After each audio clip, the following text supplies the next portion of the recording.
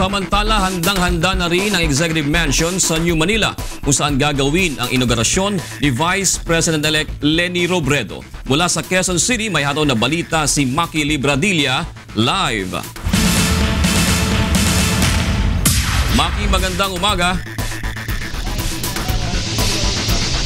Good morning, June. Good morning, Kuya, at sa lahat ng ating mga kasambahay. All set na nga po ang preparasyon para dito sa inauguration ni Vice President-elect Leni Robredo dito sa Executive Mansion sa New Manila na noon ay mas nakilala sa tawag na Boracay Mansion.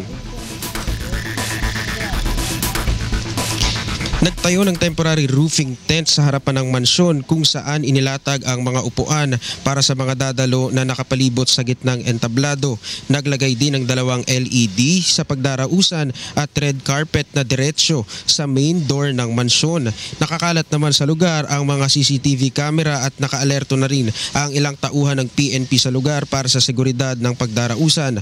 Pagpasok sa loob ng mansyon, agad na makikita ang dalawang grand stairs at kumikinang na chandelier sa labi. Makikita din ang logo ng Vice Presidente na sa gisag ng pangalawang Pangulo ng Pilipinas. Nakalagay naman sa hallway ang mga painting ng mga naging Pangulo ng Pilipinas. Nagdesisyon si Robredo na dito na mag-opisina imbis na sa Coconut Palace sa Maynila na ginamit ni Vice President Jed Jomar Binay.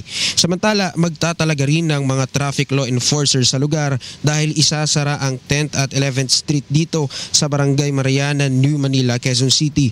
Maaring bumigat ang dalyo ng trapiko sa Balete Drive at maapektuhan pati ang E. Rodriguez. Kaya naman pinapayuhan ng mga motorista na umiwas muna sa mga naturang kalsada at gumamit ng alternatibong ruta lalo na sa mga pupunta ng Aurora Boulevard.